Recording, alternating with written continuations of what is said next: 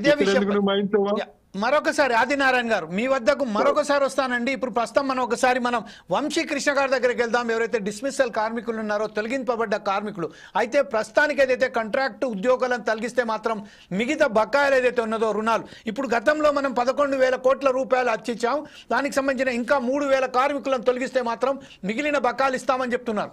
ఈ విషయంపై అనేక కార్మిక సంఘాలతో కలిసి పోరాడుతున్న ఈ రోజు ఏదైతే కాంట్రాక్ట్ లేబరర్స్ ఉన్నారో వారికి సంబంధించిన ఇప్పుడు మన వంశీకృష్ణ గారు మీరేమంటారండి ఈ విషయంపై?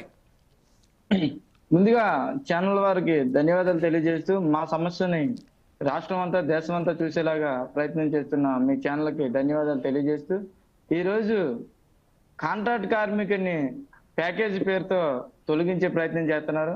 11,500 కోట్ల రూపాయలు మీకు స్టీల్ ప్లాంట్కి ఇచ్చామని చెప్పి ఈ రోజున్న మొత్తం డబ్బును కూడా బ్యాంకులకి 8,000 కోట్ల రూపాయలు చెల్లించి మిగతా 3,000 రూపాయలు కూడా 5,000 మంది కాంట్రాక్ట్ కార్మికుల్ని తొలగించిన తర్వాత మీకు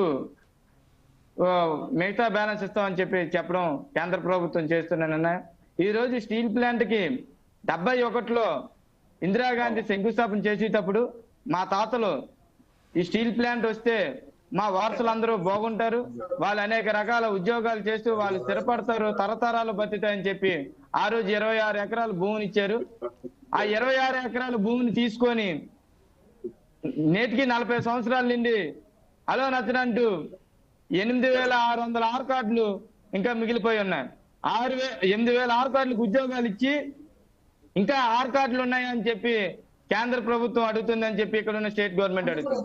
ఈ రోజున్న ప్రభుత్వాలకి బుద్ధి ఉందో లేదో తెలియదు, కానీ స్టీల్ ప్లాంట్ ని మీరు నడిపించే విధానంగా ఉంటే కార్మికులు తొలగించే అవసరం లేదు.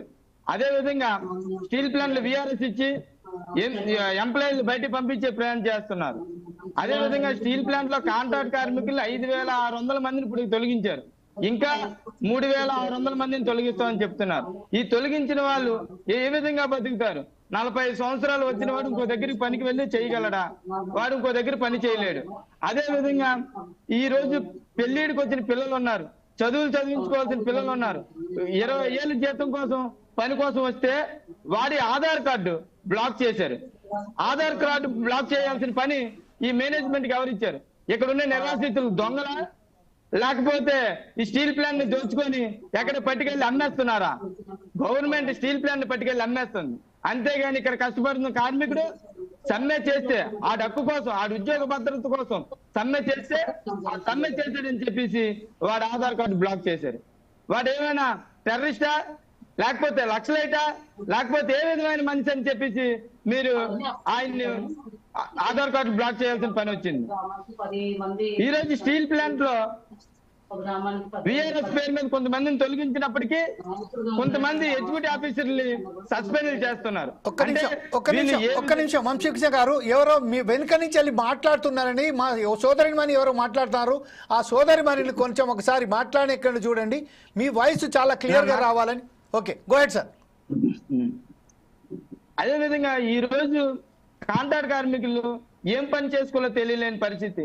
ఇక్కడున్న రాష్ట్ర ప్రభుత్వం 70% ఉద్యోగాలు అక్కడ ఉన్న సొంత ఊర్లకు ఇవ్వాలని చెప్పేసి నిర్ణయం చేయాలి.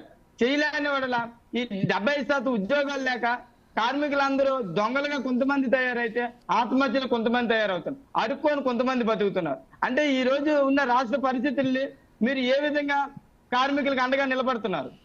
మాకైతే అర్థం కాని పరిస్థితులు ఏంటంటే, కాంట్రాక్ట్ కార్మికుడిని మీరు తొలగించారు, కరెక్టే, మీకు ఎక్కువ మ్యాన్ పవర్ ఎక్కువైంది తీసారని చెప్తున్నారు, ఇది బాగానే ఉంది. కానీ ఎక్కడుందో వేరే రాష్ట్రాల నుండో వేరే దేశాల నుండో కొంతమంది కార్మికులు తీసుకొచ్చి వాళ్ళ చేత పని చేయిస్తున్నారు. 5,500 మంది ఇక్కడ ఉన్న స్థానికుల్ని తీసేసి మీరు ఎక్కడి నుండో 2,000 మందిని మ్యాన్ పవర్ తీసుకొచ్చి వాళ్ళ చేత 200, 300కి మీరు పనులు చేయిస్తున్నారు. ఈరోజు బిఎఫ్3 స్టార్ట్ అయిందని చెప్తున్నారు. బిఎఫ్3 ఫస్ట్ 2007 నుండి కూడా పనిలో ఉండేది. ఇది మూతపడడానికి కారణం ఎవరు? ఈ ప్రభుత్వం కాదా? మూతపడిన ప్లాంట్ ని బతికించామని చెప్తారేంటి?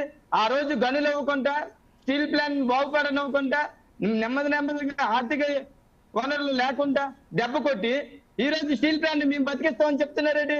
అంటే మీరు ఏ విధంగా స్టీల్ ప్లాంట్ బతికిస్తున్నారు? ఒక చేత్తో అన్నం పెడుతున్నాం అని చెప్పి ఇంకో చేత్తో ఆకు తీసేస్తున్నారు. అంటే ఇసుకలో అన్నం పెడుతున్నారు. అది తినమనా వద్దన్నా? ఇలాంటి పరిస్థితుల్లోని మేము ఉన్నాం.